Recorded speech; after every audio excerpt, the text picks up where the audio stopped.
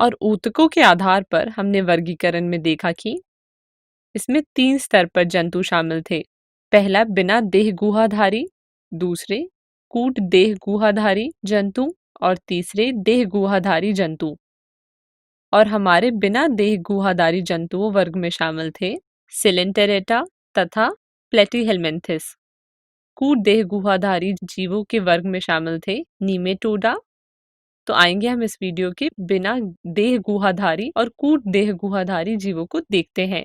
और हम शुरू करेंगे बिना देह गुहाधारी फाइलम सिलेंटेरेटा से। सिलेंटेरेटा को निडेरिया भी कहते हैं।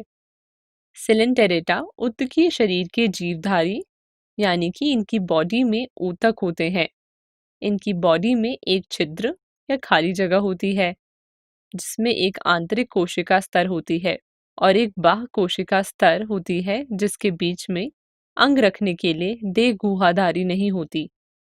वहीं अगर बात करें इसके उदाहरण की तो कुछ उपनिवेशिक या ग्रुप में रहने वाले होते हैं जैसे कि प्रवाल, जिसे हम अंग्रेजी में कोरल्स कहते हैं, जबकि कुछ अकेले रहते हैं या एकाकी कहलाते हैं जैसे हाइड्रा।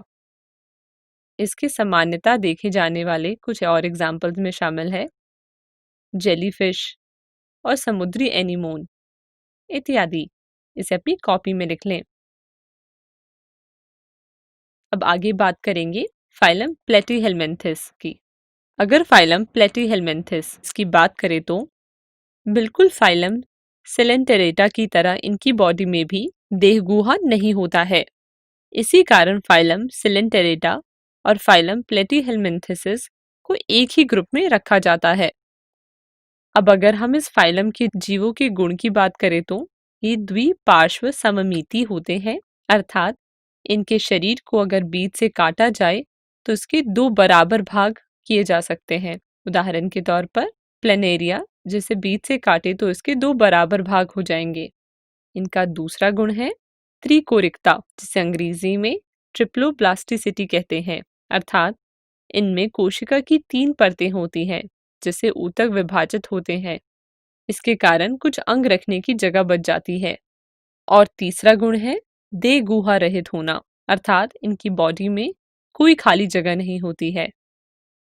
पर इनका सबसे खास गुण है जिससे इन्हें पहचाना जाता है वह है पृष्ठधारीय एवं चपटा शरीर, अर्थात इन्हें ऊपर से देखा जाए तो ये चपटे दिखेंगे। इसी कारण इन्हें चपटे कृमि या इंग्लिश में फ्लैट वॉर्म्स भी कहते हैं। अब अगर इनकी आवाज की बात करें तो ये स्वतंत्र जीवन निर्वाह हो सकते हैं, जैसे प्लेनेरिया, या परजीवी हो सकते हैं जैसे लिवर फ्लूक। तो अब तक जो हमने पढ़ा है उसे अपनी कॉपी में नोट कर लीजिए। इसे भी अपनी कॉपी में नोट कर लीजिए। चलिए अब एक प्रश्न देखते हैं। प्रश्न कुछ इस प्रकार है, दी गई प्राणी का फाइलम पहचानिए। समय समाप्त। और इसका सही उत्तर है सिलेंटेरेटा। दिया गया प्राणी हाइड्रा है जो सिलेंटेरेटा फाइलम का जंतु है।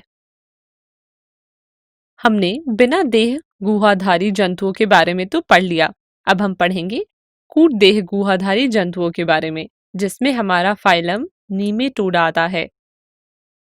तो चलिए शुरू करते हैं।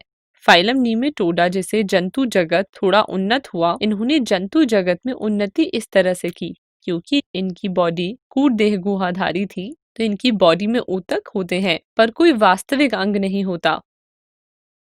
वहीं अगर हम इनके गुणों की बात करें तो ये भी प्लेटीहेलमिन्थिस की तरह द्विपार्श्व सममित होते हैं, अर्थात इनके शरीर को बीच से 2 बराबर हिस्सों में बांटा जा सकता है और त्रिकोरिक होते हैं। और ये मशहूर है अपने रोग उत्पन्न करने वाले परजीवी होने की वजह से। उदाहरण के लिए ब्यूचेरिया जो एलिफेंटेसिस करता है, और हमारी आंत में बीमारी करने वाला एस्केरिस। अब तक जो हमने पढ़ा है उसे अपनी कॉपी में नोट कर लें और इसे भी।